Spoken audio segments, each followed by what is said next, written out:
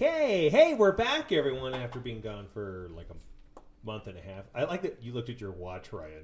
When I said hello, we've been gone, you looked at your watch.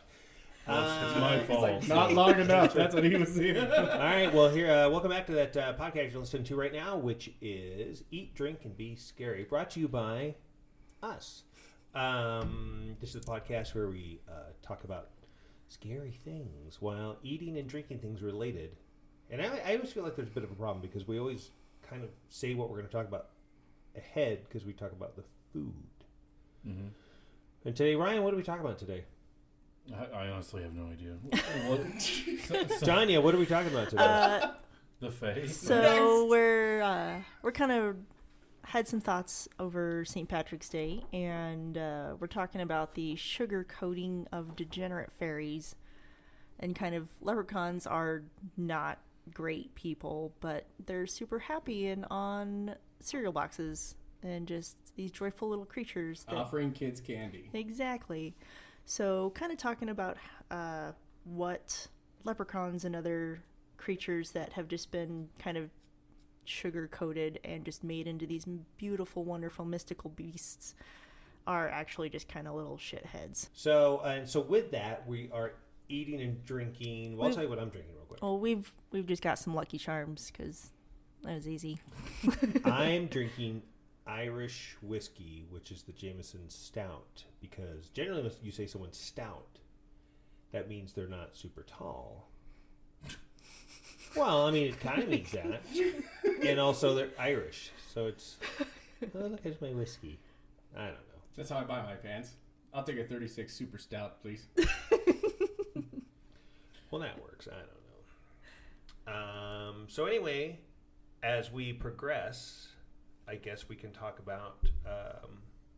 The only reason why I think that the Fae have become more popular and less like their original counterparts is because society has kind of given them a more positive outlook through movies like with Tinkerbell or the new age kind of look into things where they're like, oh, well, the Fae can help me with this, they can help me with that. You know, they don't understand them as mischievous, baby-stealing, you know, creatures that basically haunted these people that they were around. You know, like, if you didn't leave milk out for them, they would literally steal all your finances or burn your house down or, you know, give you salt shakers in your shoes. I mean, the fact that they became a completely new character is kind of bewildering. So I just typed in, are fairies good or bad? And the first thing that popped up was, fairies are evil creatures with the capability to harm thanks to their collusion with the devil and a diabolical remnant of the Catholic past, but they could also bring good fortune to those they encountered and bestow gifts of healing, food, and magic. Okay, but how are they related to the Catholic religion at all? I love that, though. There's like a little disclaimer at the end of that. They're totally evil, but they could do something nice for you. So the only theory that I think that could kind of relate to Christianity is the theory that when God cast out the evil angels, obviously the good angels stayed angels, the evil angels became demons, and the ones that were kind of just like there spectating got stuck on Earth and became the Fae, right? The angels in the bleachers? Yeah, basically. What's the name of that movie? Angels in the outfield. Angels in the Outfield. Now they're all Fae. Yeah. Yeah.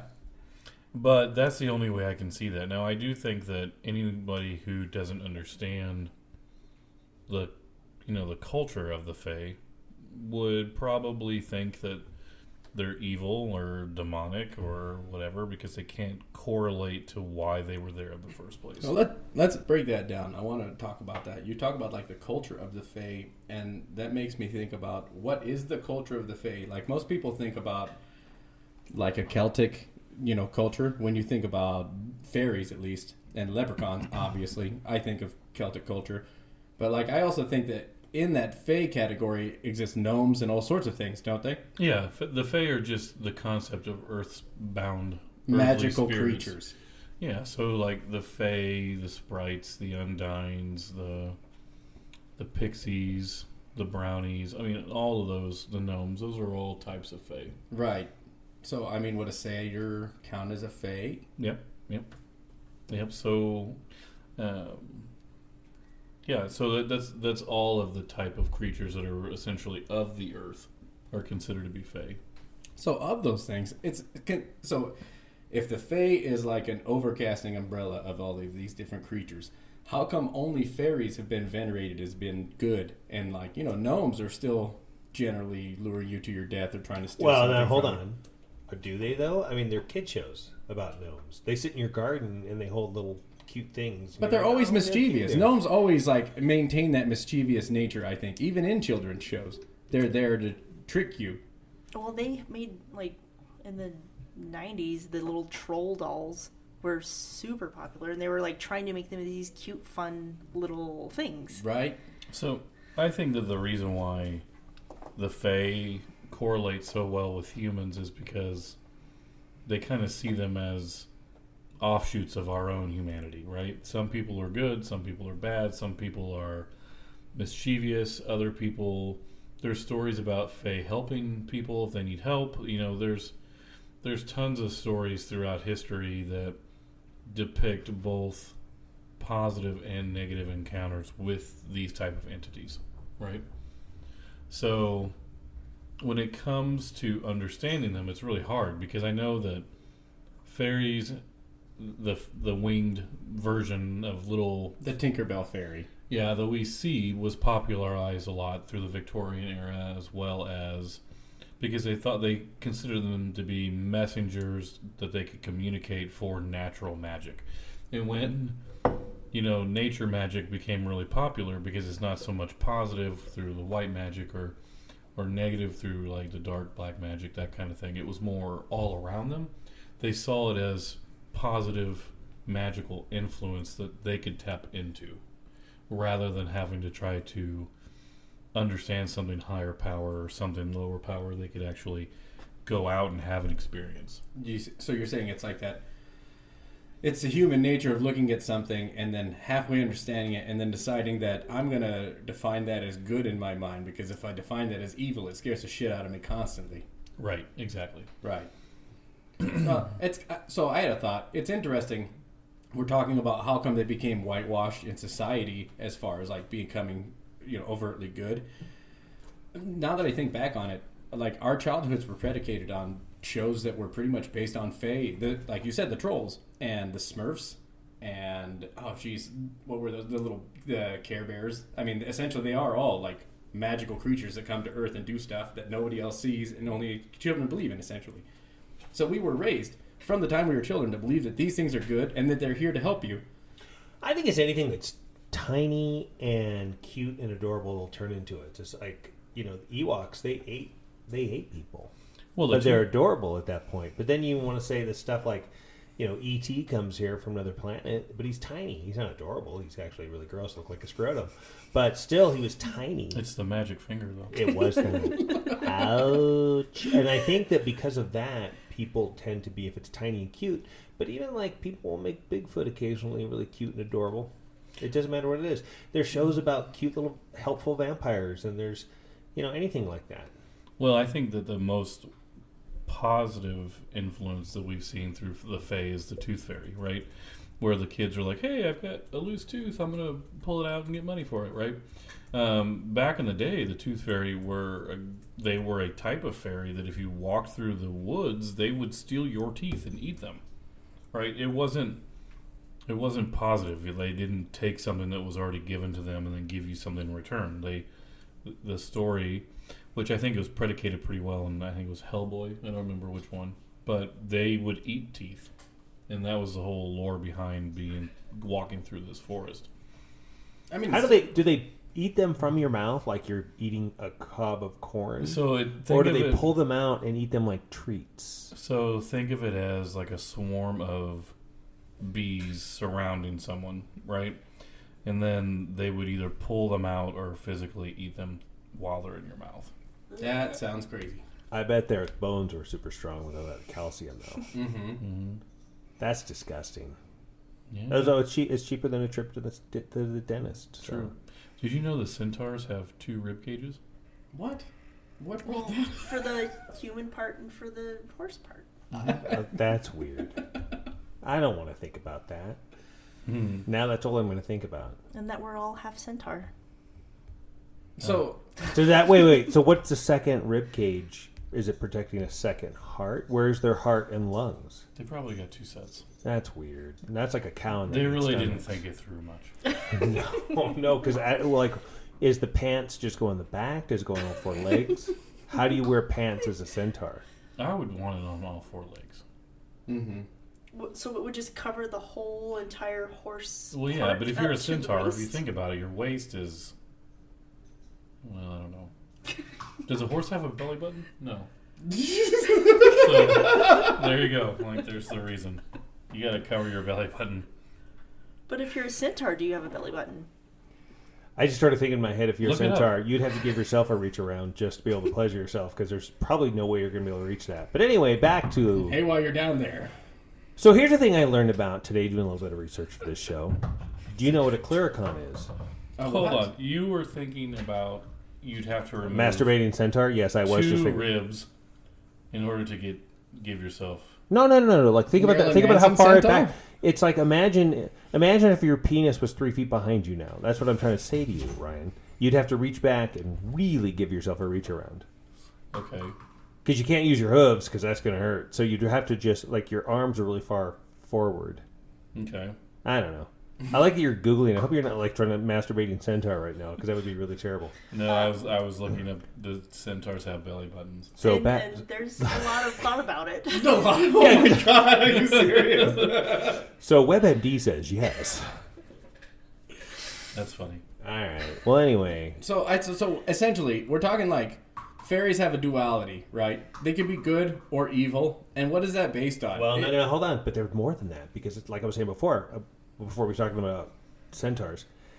A clericon. Do you know what a clericon is, or a clericon? What is a clericon? A clericon is basically, it's a type of leprechaun. They say it's kind of based off of leprechaun, but they tend to haunt like breweries and places where they hide alcohol.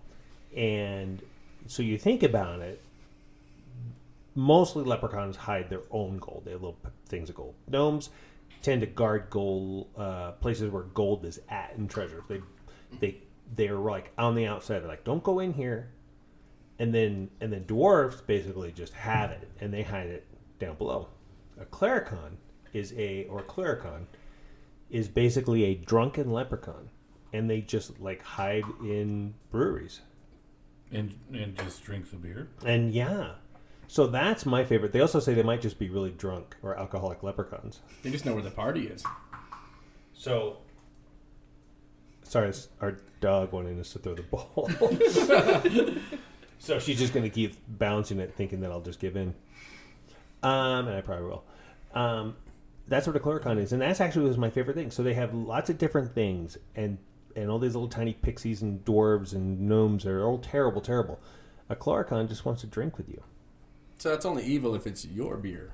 And actually, you think somebody drunk would be the worst ones. They'd be the ones like, oh man, if you're hanging out with a leprechaun, but it drank too much, and it was like, hey, you know what? He gets saucy when he's drunk. I'll show you a pot of gold. You're like, oh, you know what? I've heard about your pot of gold. I want to talk about it. You know how some leprechauns can grant wishes, right? No, I don't know. Oh well, that's the rule. Like, Isn't that most No, fae? only- If wait, you wait. capture a fae, you get some kind of wish, right? as far as I know, but I was just thinking, like, what happens if you get a wish from a clericon and they're drunk and they fuck it up? They just mishear you. Yeah, I wasn't listening. So. I wish you'd just leave me alone. Okay, you got it. And then that's it. And then they're gone. That's horrible. I don't know. So those were kind of neat. That was the nice one. I heard about that one. Yeah. Do they live in shades of gray, do you think? I think that's what it is, really, with fairies. Is we try to define them as black and white, and there's a duality there because it's easy for us to think about two things because we have short attention spans. Every 4 seconds we think about something different. But they probably live in a world of gray, I think, where things are just levels of funny or entertaining, rather not good or bad. Well, I think that it's easier for people to give a hierarchy to evil. That way they can feel like they can control it, right?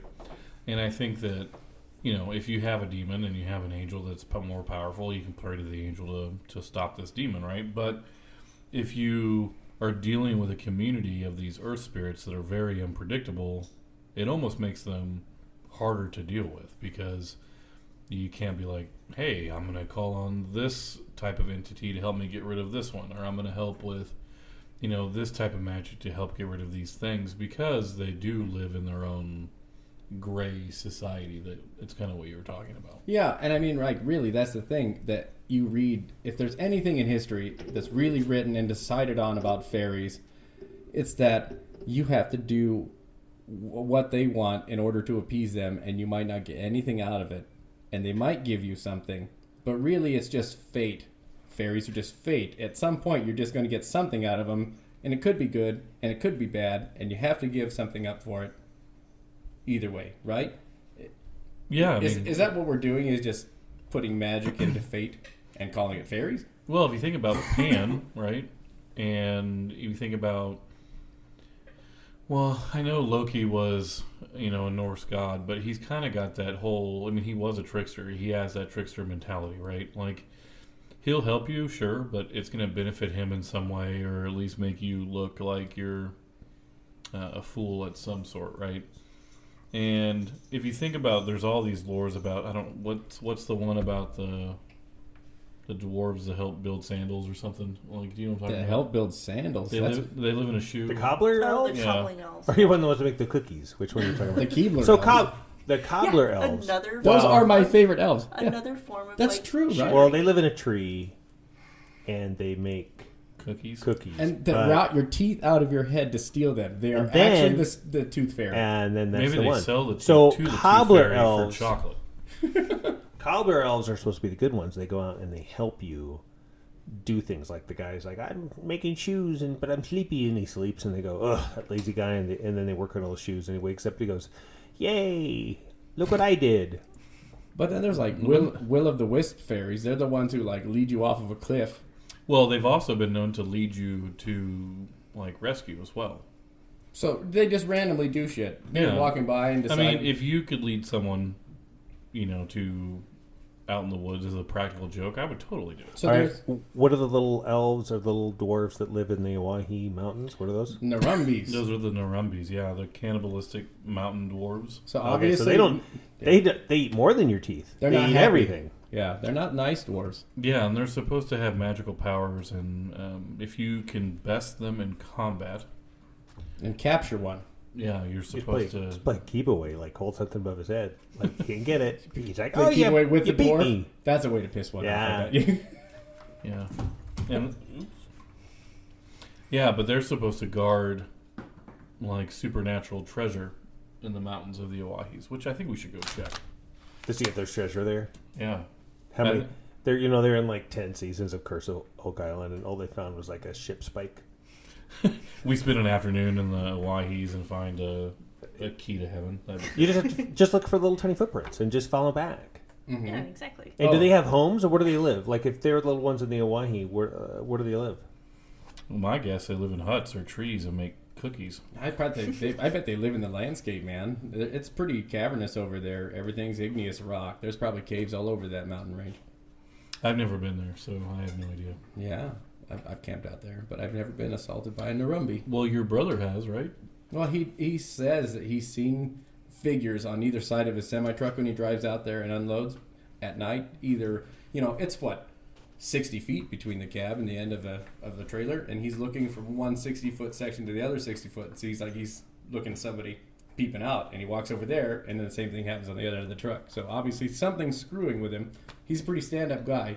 Well, but also, so I was driving from Atlanta, and I was going to try and make it all the way back to LA, and I was 30 hours in, and I started seeing things. Like I started seeing, before I got to Vegas, things jumping out behind, little white things jumping out behind rocks. And it was funny because I read somebody was in a blog post was saying, I was like going from Chicago and I was almost to Vegas, and I saw things flying out from rocks, and I was like, oh my God, it's the same thing. Or was it little tiny men?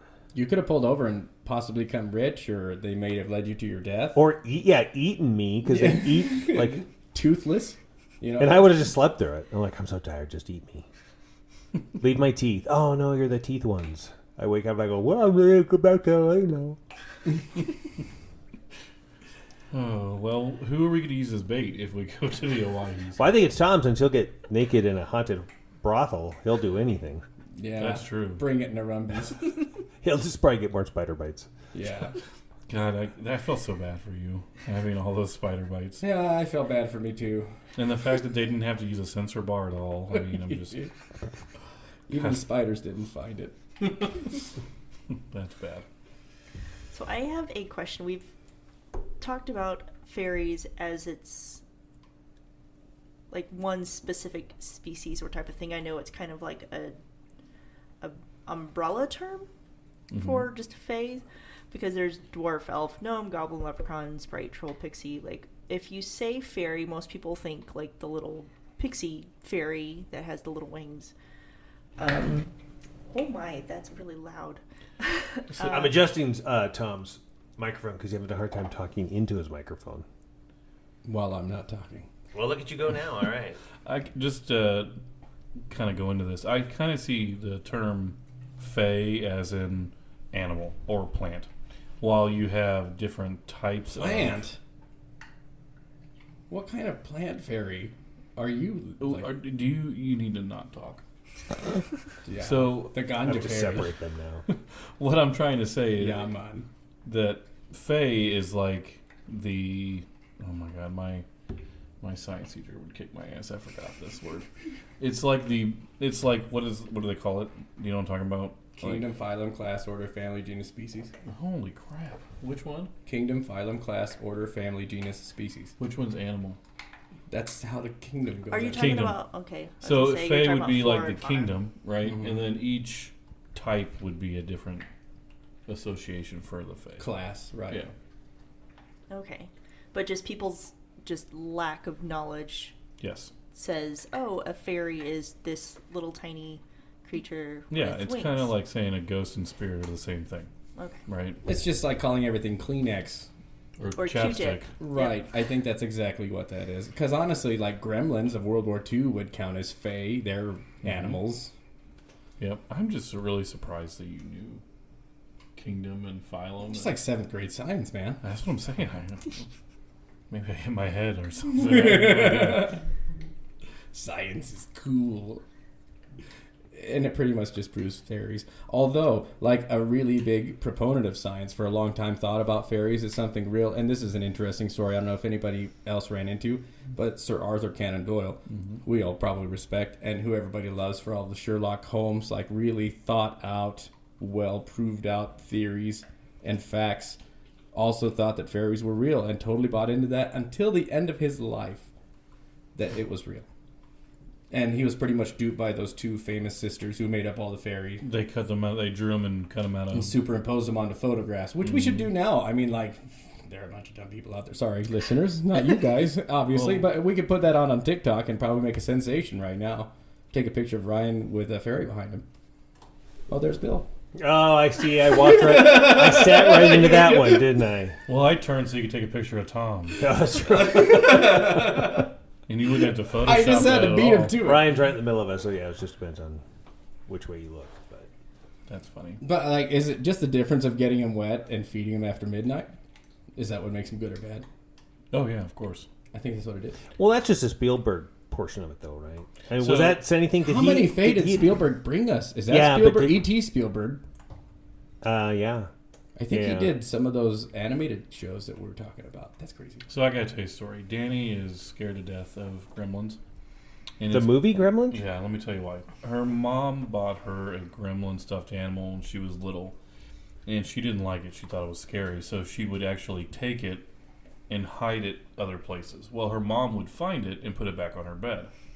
So for almost 3 years, I think is what she said, she was literally trying to hide this where no one would find it. And then she would go to school and come back and it'd be on her bed. So she thought this thing was alive for the longest time. And then she had night terrors for a really long time, and her mom didn't know why. And it was because her mom was putting this stuffed animal back on her bed, and I think that's a great story. Like, I kind of wish I could use that with my boys, but they don't care about anything. Yeah, right. Opportunities missed. Yep. So, if there's Fae around now, do you think you've ever encountered one in your life?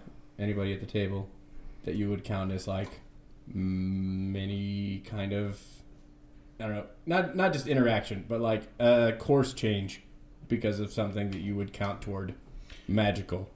Well, I have seen will-o-wisp before, but I thought there's a scientific reasoning behind them. It's swamp gas, right? Mm-hmm. But I will tell you, it's pretty cool. That doesn't explain lights in the desert. I've seen lights in the desert when I've been out on camp trips. Randomly floating lights that seem to change elevation. They don't like mix or anything, but it's hard to explain, and they don't look like they're out there too long for them to be people with lanterns or flashlights. And it's interesting. Is it just magic, though, that makes it that? So would you say the only thing keeping a mosquito from being something mythical like this is just the magic? Do you have to have magic? Like if you are, let's say I'm a leprechaun, but I have no magic. It's Larry the non-magical leprechaun. Like, what am I now?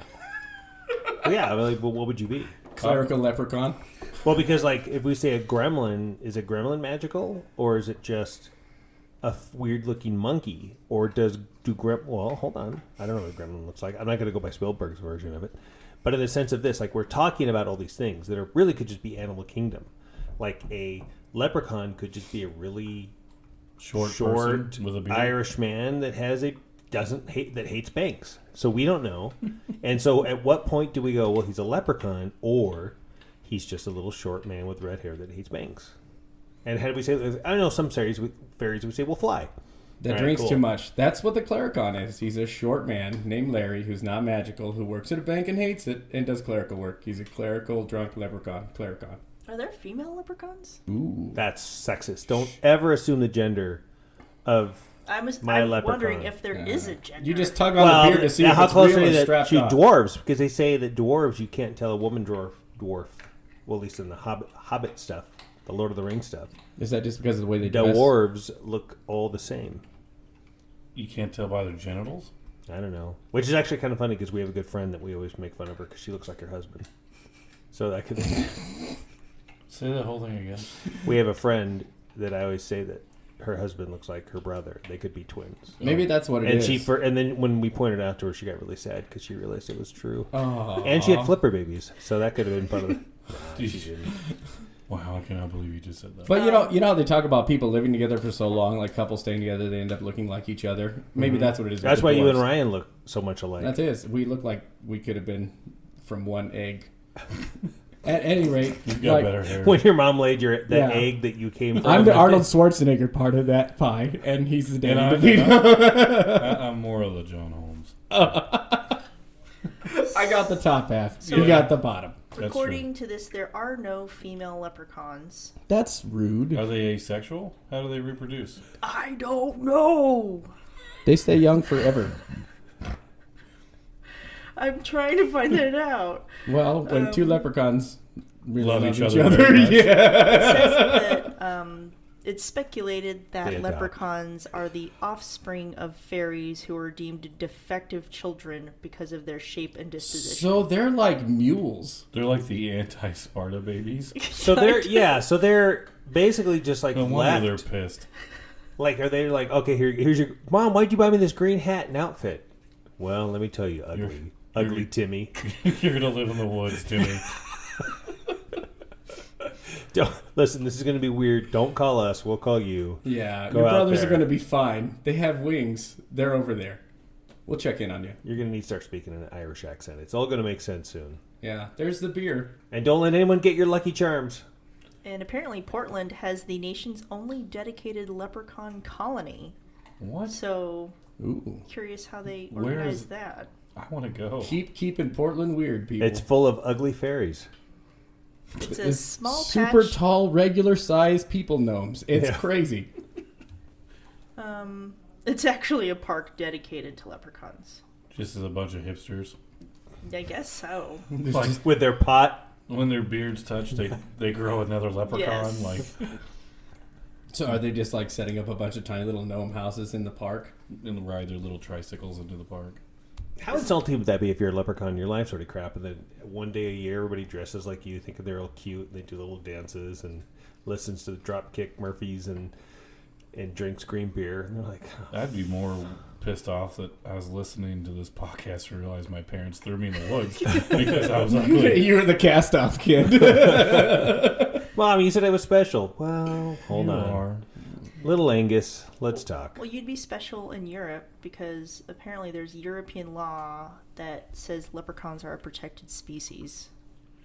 Oh, that'd be a good spot to go. Although, you have to think about that. The reason that they came with that law is because they were just being picked off. Like, they finally said, every day, one leprechaun is found dead in the woods. One ugly fairy is found dead in the woods. Are you sure it's not because they have like foreign ambassador status, and now that they're protected, they could kill you and pull your teeth out, but the government isn't going to do anything against these gnomes and fairies.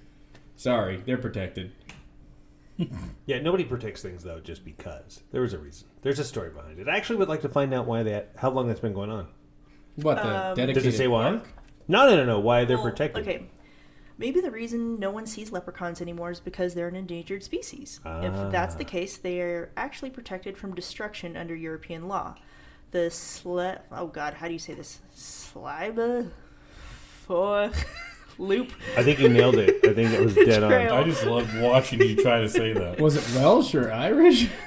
It was what the clericon was trying to say it because he was too drunk to say actual words. So it's like, on the first, I don't know. That's your wish. Somebody takes a clericon home. He's drunk. From this loop trail in the town of Carlingford, the same Irish town where P.J. O'Hare spotted his famous leprechaun, serves as the official protected land for the country's 236 remaining living leprechauns, according to a law filed with the European Union. So there's a census. Apparently, the trail even has signs dotting the picturesque mountain landscape, asking hikers to tread lightly in the heavily leprechaunized area, and warning to those in search of gold. According to the sign, hunters and fortune seekers will be prosecuted.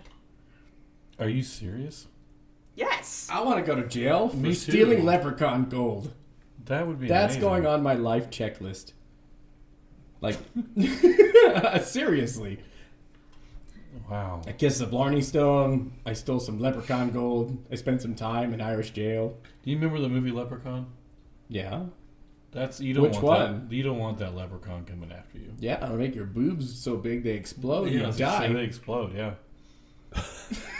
It's been ever since I've seen it. Was it just like a wish? Somebody wished? Yeah, she wished to be like, I don't know, bigger, irresistible to men or something. And he laughed the whole time. She got bigger and then exploded like a balloon. Yep. It was ridiculous. So, like, this, Joke's on you. This place is actually real. It took them 8 years to secure the actual law when it was finally established in 2011.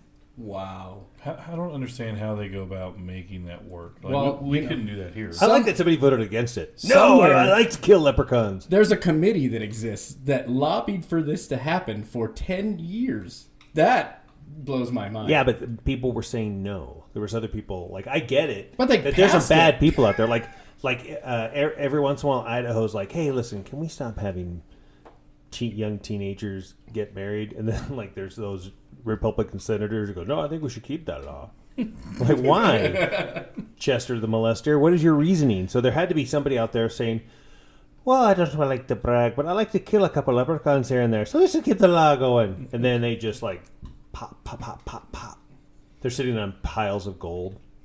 Right? Like the snake bashing, leprechaun bashing. You just send them all out with a club. Now we kill leprechauns humanely. We euthanize them.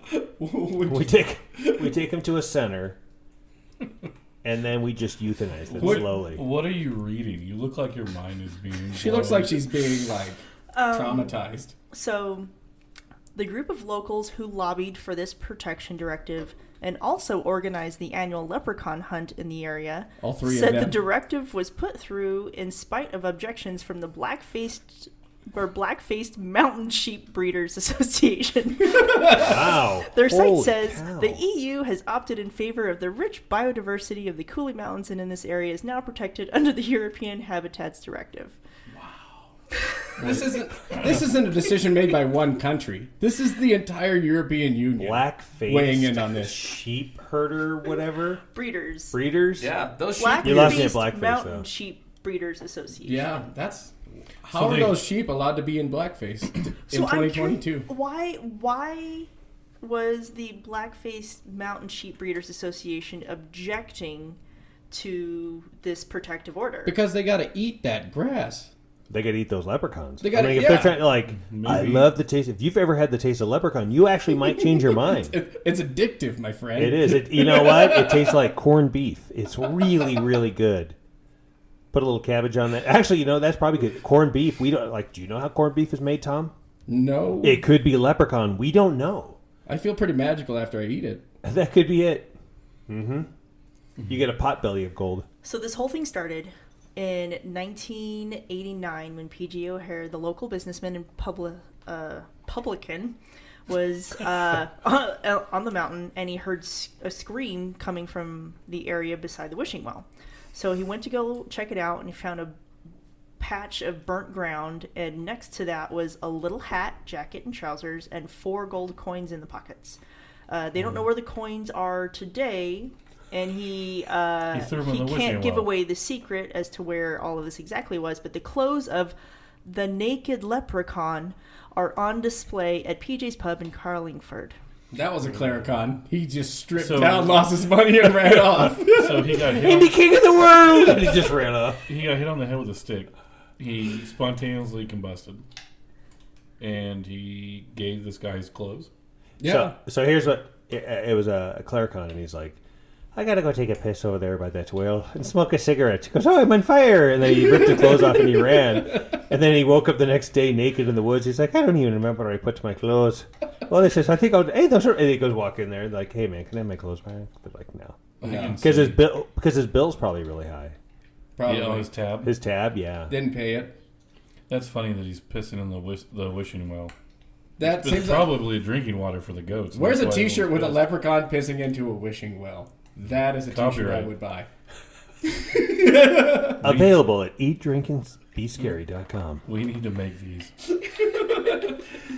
Like I was talking to someone recently about the hot springs here in Idaho, and I'm like, Bigfoot's probably pissed off that we're like in his bathtub, Yeah. right? And I was thinking that'd be a really cool name for a hot springs. Bigfoot's bathtub. We should find one. And just So have you name ever? And we should talk about a podcast about this. Have you ever heard of Moss Man, the guy who got his clothes got wet and What? in the winter, and so he fell into a hot spring and he couldn't get out because his clothes were wet. So he had to stay there for a while, and he was in there so long he grew moss on his skin. This is a true story. I looked it up. Are you talking about like a shitty version of Swamp Thing? No. He didn't. He didn't turn into like this creature started killing people. Neither And it was funny because I was at Toxic a, Avenger. I was on a boat. I was skiing on a boat, and somebody started telling that story. Just out of And I'm nowhere. listening, going, okay, that makes sense. And then they go, hey, man, did you hear that O.J. Simpson's in a white Bronco on the freeway with like a shotgun in his mouth? And I go, oh, yeah, nice story, dude. I believe the Moss Man over that. Wait, hold on. How could he knock it out because his clothes were wet? He'd Yes, it would've freeze, he'd froze, get it would've hypothermia. His clothes wouldn't dry. It was like freezing temperatures out. There was How probably long some fae who was like, walk over here, and then he How fell long into was it. he in there? He was in there for a while. He was in How long hot is a while? springs. Like 30 minutes or 8 days? Oh, days. He was in there for days. He had to stay Moss there for won't days. grow on you in 8 days. You know what? Are you a moss doctor? Are you a skinologist? I don't know. I guarantee you. Okay, here's what I don't understand. You get in a pool of hot water. I'm going to Google it right now. I'm going to use the Google. Stand by. What freezes in the hot water? It sounds like he's just lazy and didn't want to go to work. I just want to talk about this for a second. If your so if your clothes are wet, you get them out. You're like, well, I'll just wait for them to dry. But if it's freezing out, they're just going to stay frozen. Maybe that drunken little Okay, leprechaun stop. fell into that well and then Okay. was freezing and had to Listen. take his clothes off. Hot springs means hot water. Yeah, but it freezes faster. That's physics. Not if you're in the hot water.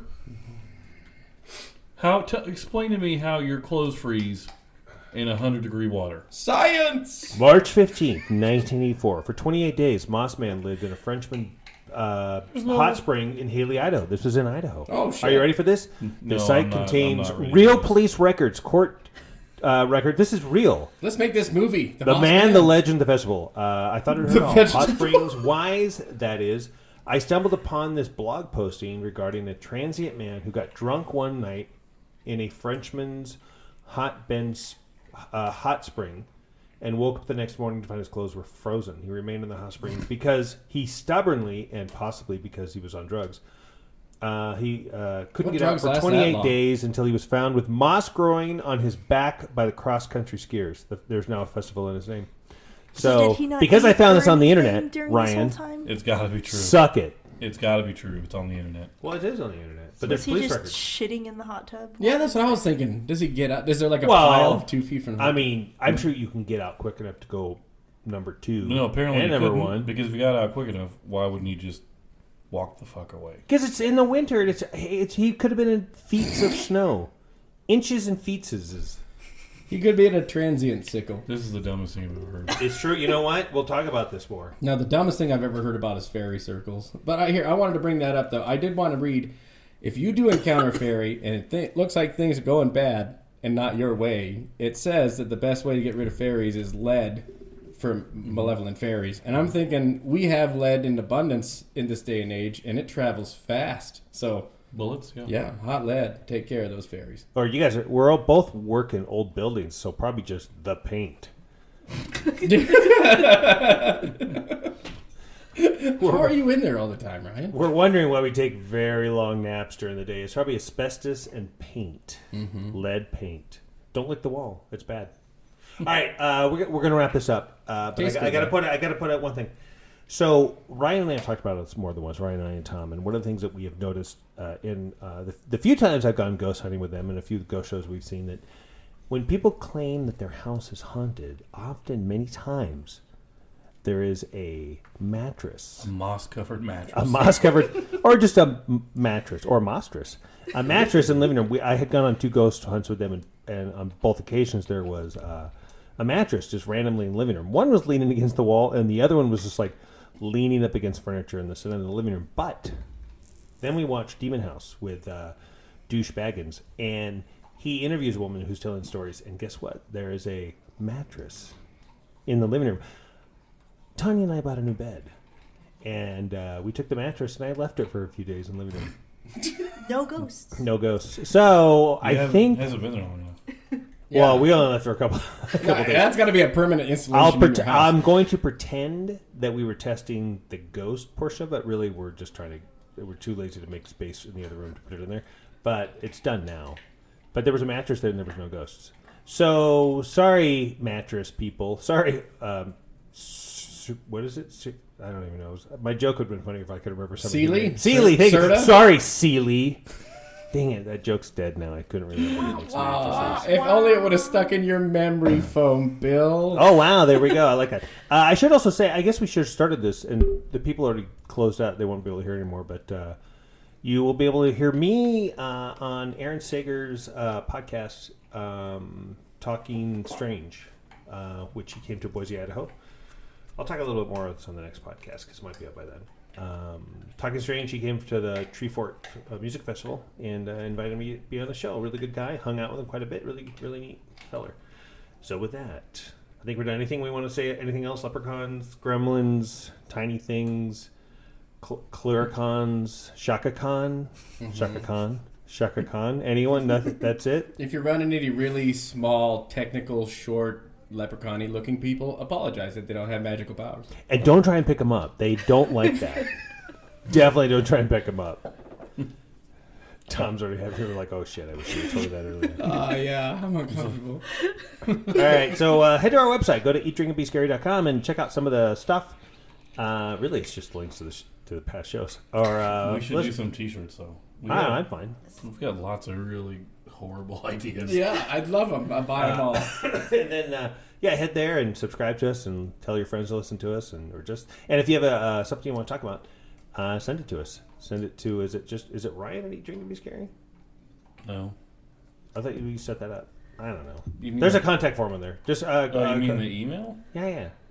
Let me look it up. That's what an email address is. Ryan at Eat, Drink, and Be Scary podcast at gmail.com. No, don't use it. Don't you just go to the website. There's a contact form in there. So just reach out to us. And that's it. All right, everybody. Thanks for listening to the show. Say goodbye, everyone. Bye.